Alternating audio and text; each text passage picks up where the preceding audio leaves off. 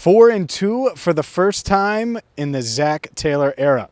Hi again, everyone. I'm James Rapien with AllBengals.com and Cincinnati Bengals Talk here at Ford Field, where the Bengals were victorious 34-11 on Sunday, improving to 4-2 for the first time in Zach Taylor, his tenure with the Bengals, first time since 2018, and equaling last season's win total already just 6 weeks in to the 2021 season. Now, can't say that anybody's shocked. I think everybody in attendance here, at least the ones that were wearing orange and black, expected the Bengals to win the game, as did we. By the way, 3-3 now on our predictions for the season, back to 500. But it wasn't as smooth, at least offensively, as it looked to be early. The Bengals get off to the quick start for the first time all season long. They score on their opening drive, score a touchdown, 8 plays, 61 yards, and things are rolling, right? Burrow to Chris Evans, by the way, Captain America, citing he was great today. We'll get to more on him, more on the running backs in a bit. But then the offense stalled out, like ESPN's Ben Baby, as he's over there trying to drive a stick shift for the first time, or me or anybody else. It stalled out. They had 32 yards on their next 4 drives, interception, punt. And it's like, what is going on with this offense? Well, I don't know exactly what was going on with it. Zach Taylor afterwards said it was penalties, and that certainly played a role in it. Trey Hill, ugly debut for him, or ugly first start for him, rather, at right guard. Got benched or sent to the bench for Jackson Carman late in the first quarter after being called for a holding penalty and then a false start on back-to-back plays. Not drives, plays. But the offense was able to rebound, and they were able to get going in the second half. But to me, we'll get to more on the offense, and I like talking about the offense, right? 34 points. It's all about the defense. This Bengals defense, I think they're real. And look, is it because they held this Lions offense in check? No, not necessarily. But it's the consistency, right? Everything we talk about on offense, they need to be consistent. They need to score early. They need to be this. They need to be that. Well, the Bengals defense is that. And they've done it, and they've done it, and they've done it, whether it's against Aaron Rodgers or it's on the road or it's at home or it's in a weird game where the offense is struggling. And that's what I'm most impressed with is this defense. And Chidobe Awuzie after the game said, well, it's all 3 levels.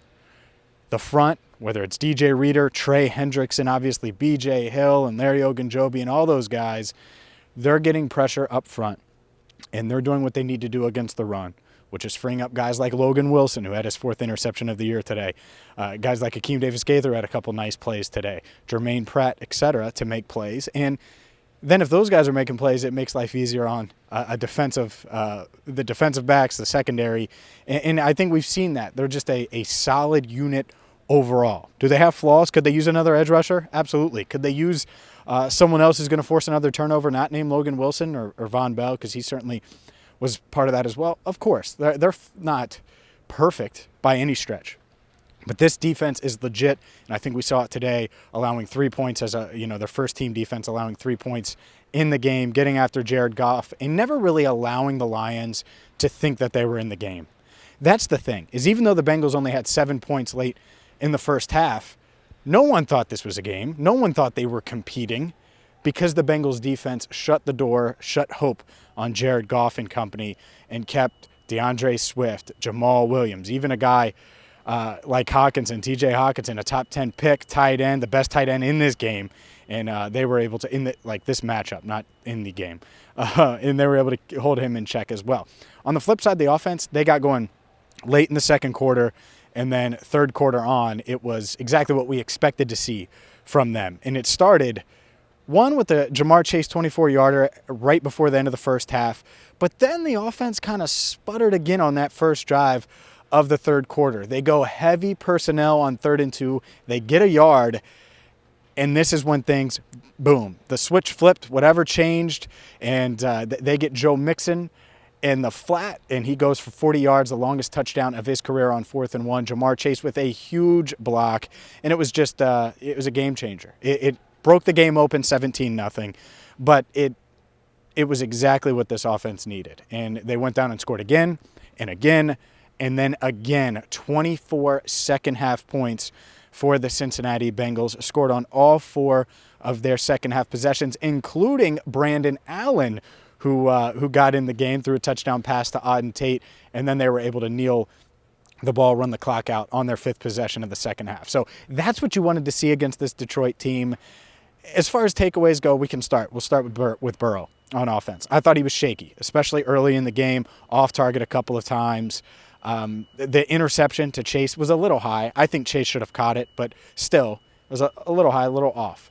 That being said, much like this offense, he continued to plug away, and you look up, and, well, he's completing 68% of his passes, throwing for 271 yards. He's out of the game with 9 minutes to go in the fourth quarter, and he has 3 touchdown passes. And of the 3 touchdown passes that stood out the most, probably the Chris Evans one, right? And he nearly overthrew Chris Evans. Evans made a great play, and I like what he's bringing, because Chris Evans in the passing game factor, and then as a pass blocker, and Burrow mentioned this in the post game, the fact that he was able to step up and on Jamar Chase's 53-yard reception in the second half, step up, make a block in pass protection, keep Burrow clean so Burrow can deliver the ball to Chase, who just continues to dominate. 4 receptions, 97 yards. On the field where this is Penei Sewell's house, Chase showed why he was the 5th pick today for sure. And it was with 2 big plays. I don't get it. I don't know how a rookie continues to make big plays week in and week out. 6 weeks now, and he's on pace for 1,500-plus yards, 14 touchdowns, and 76 receptions. I mean, it's insane to think about the pace Jamar Chase is on, clearly through 6 weeks, in favor, the favorite to be Offensive Rookie of the Year. But look, this team, ready or not, this is the exact opposite of what they're going to face next week. They're going to face a high-end defense, an elite quarterback, a playmaking quarterback in Lamar Jackson, who just beat the crap out of the Chargers, a good Chargers team, right? So this was a warm-up. This was a tune-up for what the Bengals are about to face on the road next week in Baltimore. But they did what good teams do. A good team is supposed to come here and blow out the Lions. And they should be upset when it's only 10-0 at halftime. And that's how it felt. Zach Taylor said he was mad at halftime, the fact that they only had 10 points. That changed in the second half, as most things changed in the second half. You know what didn't change is the defense. Consistency. And by the way, Evan McPherson was good to go, making all of his kicks today, despite last week and everything that went on there. So made a couple field goals, made all 4 of his extra points. So he bounced back in the Dome on the road, but certainly good to see. Overall, I think this is exactly what you were looking for. Maybe not the top-to-bottom complete dismantling that some were expecting or hoping for, especially early in that first half, or, really the first 18, 20, 25 minutes of that first half, where the offense, outside of that first drive, sputtered. But outside of that right there, it's a pretty good outing for the Bengals. On the road, in an environment that was pretty loud, in a really cool facility, by the way. Ford Field is sweet. Detroit does it right for sure. And the Bengals have won 7 straight games against the Lions. They haven't lost to the Lions since 1992. They haven't lost in Detroit, I believe, since the 70s. So it's been a long time. The Bengals have dominated this series, and that domination continued today. Shout out, by the way, to all the fans before the game. Talked to multiple, and I got to meet a couple of you, even some that mentioned Cincinnati Bengals Talk. It wasn't just Locked On Bengals or allbengals.com, Cincinnati Bengals Talk as well. So maybe you should subscribe if you're new and join the movement as we continue to keep you up to date with all the latest Bengals news. We'll be back at it on Monday with more about, well, the Bengals win. They're 4-2, and they're playing for first place against the Baltimore Ravens in the AFC North in Week 7. So we'll have you covered for all things Bengals moving forward, so make sure you hit subscribe. And until next time, I'm James Rapien, signing off from Ford Field in Detroit.